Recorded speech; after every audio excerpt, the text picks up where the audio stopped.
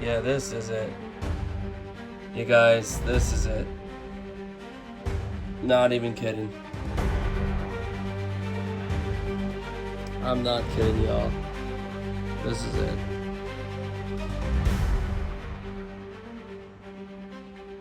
This is peak Spinosaurus.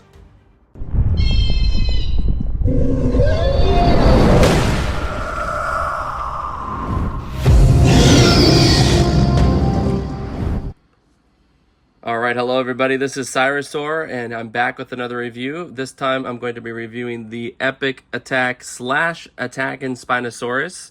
And of course, as most of you probably know, I don't really do reviews all that often. I only do reviews if there's a figure that hasn't been reviewed by another channel already. You know, I like the work that Dino Scream Reviews puts out, or like Andy's Dino Reviews. So a lot of times I don't really feel like piling on, or Keys to Bins. That's another great channel that does reviews. But yeah, I don't normally feel the need to do them unless it's kind of like a public service. You know, if it's a figure that nobody else has reviewed yet, then I don't mind being the first to give people a glimpse of the figures. Like the last time I did a review was on the Epic Attack Baryonyx, since at that time nobody else had reviewed it.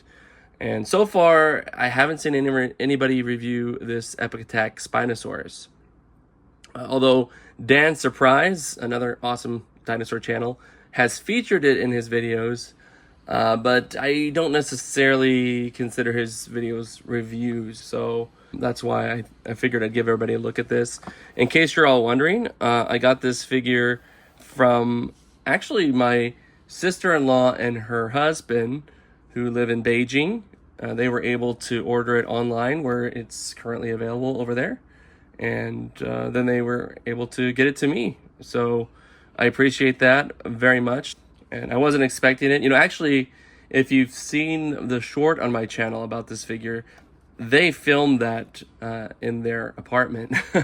You know, I only asked them to send me some pictures of it to confirm that it was real. And then they went the whole 9 yards and actually filmed footage of it, which I uploaded as a short. So you might have already seen that. And now I've got it in my possession, so we can do a full-on review. As you can see, it's quite a massive figure, quite a large figure. You know, check out the back of the box. There you have it. The back of the box obviously gives you some insight into what to expect from the features on this toy, which we'll get into after we do the full unboxing. So yeah, without further ado, let's get down to brass tacks. I'll go ahead and open this up.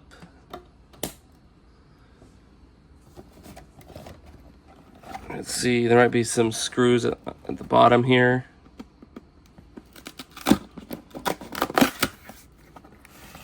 Ooh, I'm gonna keep this. Does anybody want to see it? Unless anybody wants to see it. And of course, there's the paperwork we got for this bad boy. Yes, right on. Very good. All right. Let's unscrew these like so. All right. So let's take it out. And there you have it. Right off the bat, as far as critiques go, I gotta admit, you can see very obviously on my figure, there is a splotch of paint there around the eyes. Clearly it had a little accident while being painted. I'm not thrilled with that, if I'm gonna be honest with you. As we turn it around, let's see if the other eye has that same issue. And it doesn't. The other eye is perfectly fine. Now, as for the splotch that we got, the little speck here, I'll be honest, like I said, I'm not thrilled with this, but it's also not a huge deal. I would much rather have this kind of paint accident than for the eye to be, you know, mispainted or like derpy looking. So it doesn't have any major issues with that. This one is easily remedied, so I can fix that. I even thought about fixing it before doing the review, but then I figured I should at least let everybody know. So that's kind of a drawback, but not a huge deal, and I can probably cover that up pretty easily. So could have been worse, John. So let's get into what I like about this figure. Obviously, I love the mold. I love the detail on the face. There are some scars there that are just awesome. As with a lot of these latest Mattel figures, the teeth are very, very good. Very well done. They look like they've been individually sculpted separate from the dinosaur mold itself. And they have that rubbery texture, which I like. I'll compare it to the other dinosaurs and Spinosaur molds later on, but I just want you to get a good look at the face, the head mold. It's a little, I think it looks a little thinner than some of the other molds that we've seen. And the Spinosaurus itself, like I said, you can see the scars on it. When we go down, you can even see a chunk of its cell. Looks like it's been bitten off. This Spinosaurus looks like it's been battle damaged. That it's a veteran of war, which is cool. We haven't seen that before. So I like the mold quite a bit. As for the paint job on this guy, I like that this looks like a dinosaur that would live in a swamp or marsh. It has very marshy look to it. It looks like it's a creature that could camouflage itself in like a muddy environment with a lot of murky waters. So that's cool. And the blending of it is very well done. It looks pretty realistic. So I like this different take on the Spinosaurus. Is it my favorite? Well, we'll get into that later. Oh yeah, you can take a look at its feet down here. And the toenails are painted, but the claw nails are not, unfortunately. And there's the tail. Pretty long tail. You know, I gotta give them credit. Some of you might disagree. Of course, the tails could always be longer, but I gotta say, this time the tail is, it doesn't look as stubby as they often do.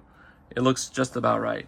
And another thing we have to praise this for, this figure can stand up quite easily, as you can tell. The other Spinosaurus figure, the previous mainline Spinosaurus figure had a lot of issues standing up. This one stands up very well. It doesn't tip over or fall over, or the joints don't have that same issue that we saw last time. Of course, you know, you can still move them if you want. Put it in a running pose. I don't know if the running pose will work as well. It kind of does. The tail supports it. Yeah, and it can go up as well, obviously. So, yeah, I like that. I like that it stays steady regardless of how I pose it. Now, let's check out some of that battle damage. That's one of the main features of this figure. If you press it here,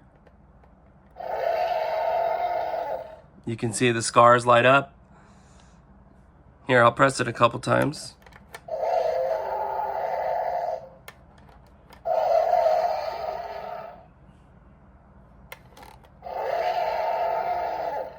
That does sound like the Spinosaurus from the movie Jurassic Park 3. You know, I'm not a huge expert on the dinosaur sound effects, but that really does sound like the Spinosaurus, so I'll give them credit for that. It doesn't seem that they use other dinosaur sounds for this one like they do sometimes. Probably one of the coolest features on this, and this is one of the features that stands out the most, is the battle damage. You tap the Spinosaurus's cell here, and you can even see a little knob that's been molded into the side of it. If you tap that down, yeah, it opens up. You can see the dinosaur's bones inside, which is awesome. And then it lights up as well. In fact, I wonder if I press this. Oh. So this light, oh, they are connected. Cool. I like it.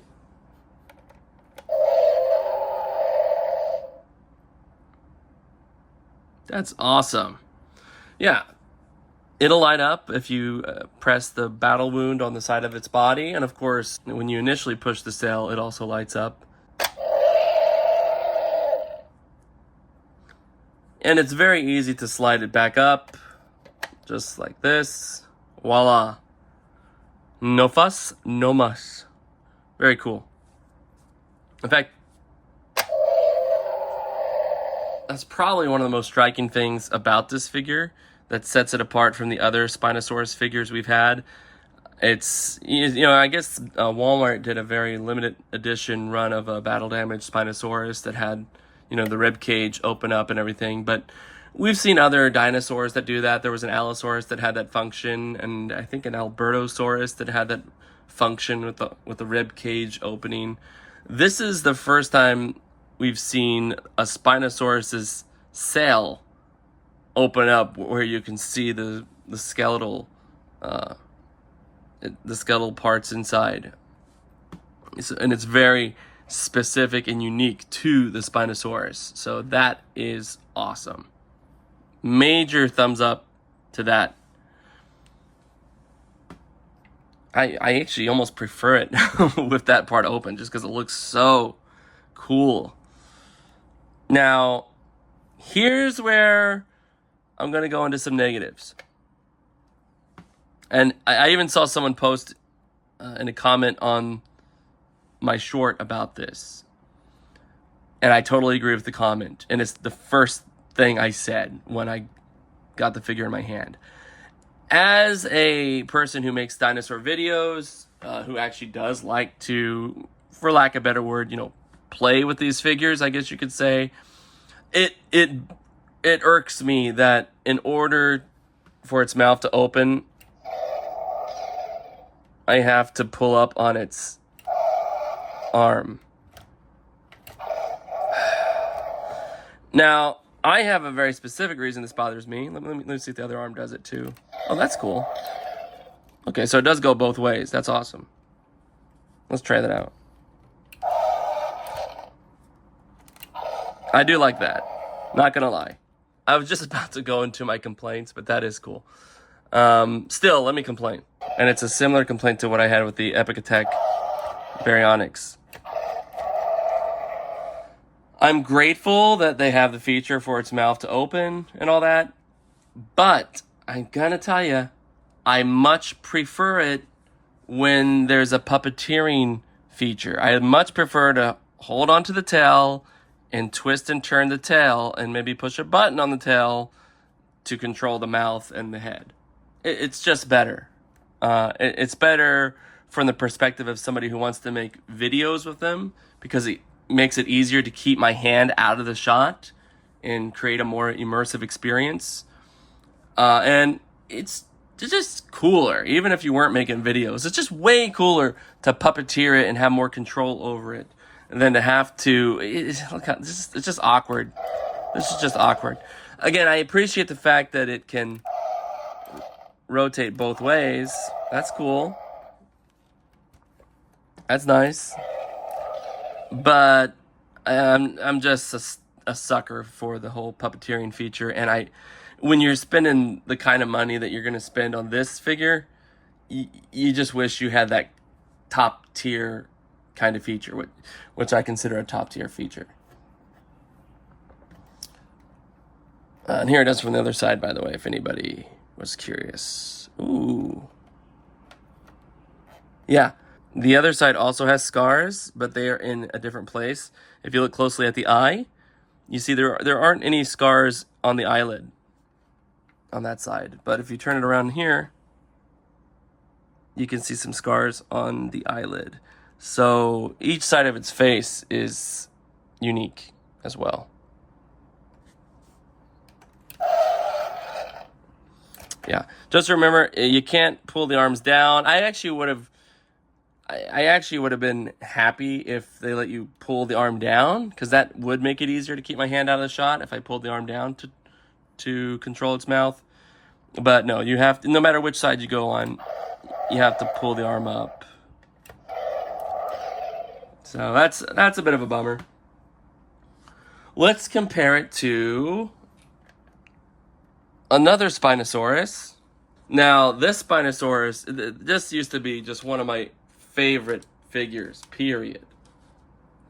And actually, I still like it. But see, I told you, this Spinosaurus had some balancing issues. So they've improved on that. Thank you.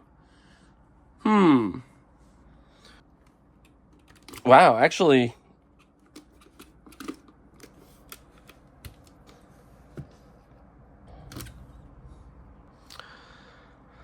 Yeah, actually, this Spinosaurus has major balancing issues. That's been one of the main problems with it.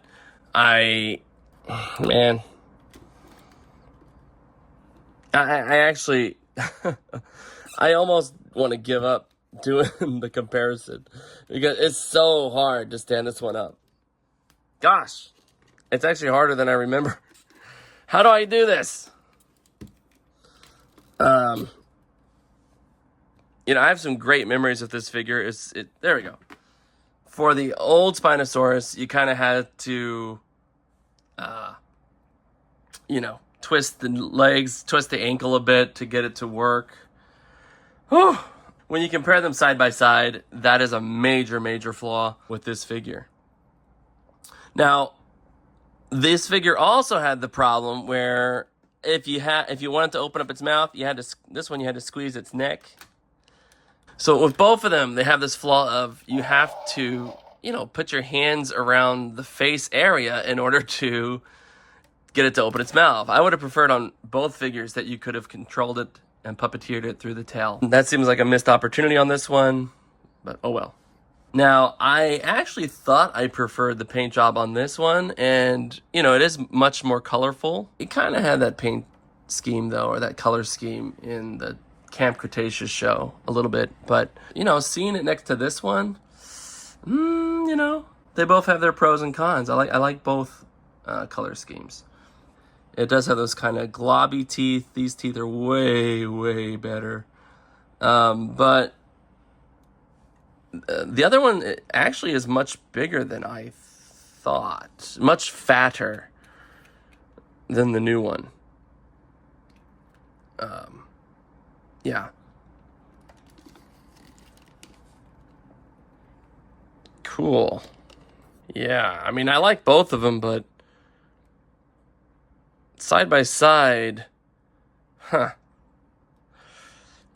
Eesh. I do love how the colors pop on this one, but man, the detail on this mold and just the old one almost looks kind of cartoony compared to this one now. Well, I almost can't believe I'm saying this because no joke, that one really was one of my favorite figures and still is, but I'm going to give the win to the new Epic Attack Spinosaurus on the basis of it being able to stand up on its own. That's a major problem with this. I will say, though, it was much easier to make water-based videos with the old one because it's a hollow figure. There's no electronics inside. So this one can't go in the water with those electronics. This one cannot be submerged under the water, which is a bummer because it is a Spinosaurus. The trade-off is you get a cool feature like this with sound effects. And speaking of which, yeah, I much prefer the gimmick on the new one. And I much prefer the cell on the new one. It has way more personality than the previous figure. Love them both, but I'm going to go with the new one. We can also compare it to the Epic Attack Baryonyx, which is a dinosaur that's also in the same family. Let's put this guy back here. And if we compare it to the Baryonyx, wow. Actually, I really liked this Baryonyx. Obviously, the Spinosaurus is bigger, as it should be. But, man, you know what? I think the Epic Attack Spinosaurus wins again. It's just... Look at the detail. I'm sorry. Look at the detail.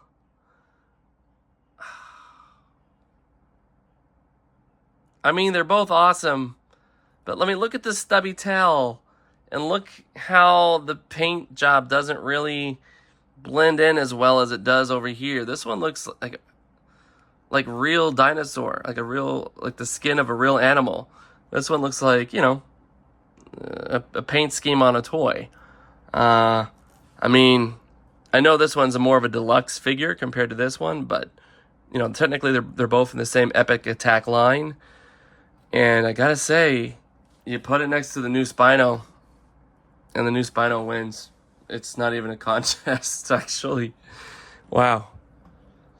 Okay. Just for some size comparisons, let's bring out some other toys real quick.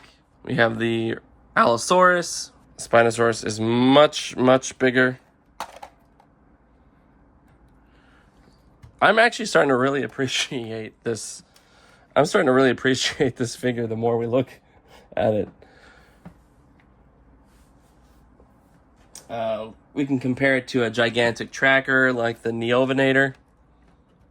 I'm a fan of the Neovinator, but again, it does not hold a candle to Spinosaurus. Your Majesty. Love this Majungasaurus, by the way, but I like the Spinosaurus more. Here it is next to the Pachyrhinosaurus. Let's try it out. Yeah. Yeah. Wow, guys, I'm telling you. Oh, my Lord. Good boy.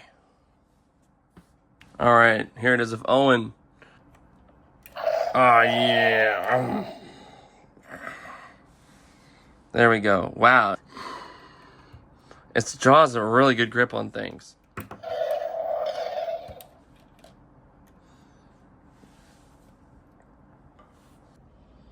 Yeah, I'm on the hype train now, guys.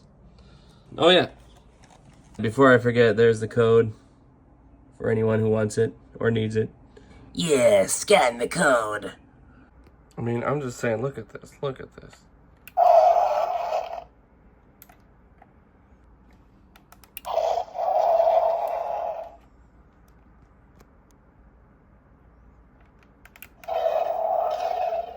Some of y'all might say I'm fanboying too much, but I don't care.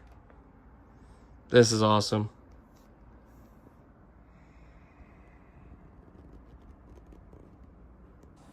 Yeehaw!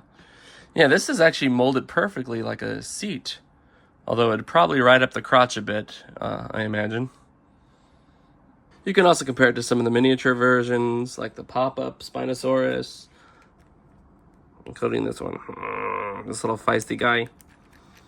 You gotta love Spinosaurus. Or you could even compare it to the latest uncaged version. I love the paint scheme on the uncaged Spinosaurus. I actually haven't opened this one yet. I'm holding off on that for a while. But nonetheless, the new Epic Attack Spinosaurus wins. Actually, truth be told, when I first saw it, I didn't think it was worth $49.99, which is the asking price in the US. I honestly think there was enough detail put into this, along with, of course, you know, the electronic features and the battle damage gimmick and all that. I'm gonna even overlook this paint issue here. Man, this is just a really well done figure. The more you think about it, it has so much personality. Yeah, so major shout out to my sister-in-law and her husband. Thank you so much for this awesome gift. And man, I think we're gonna make some magic with this figure. I have a lot of cool ideas.